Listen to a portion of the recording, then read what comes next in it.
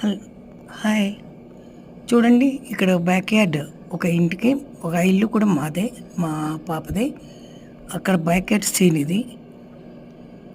అది అందులో ఏమైందంటే బ్యాక్ సైడ్ ఫారెస్ట్ ఉంది.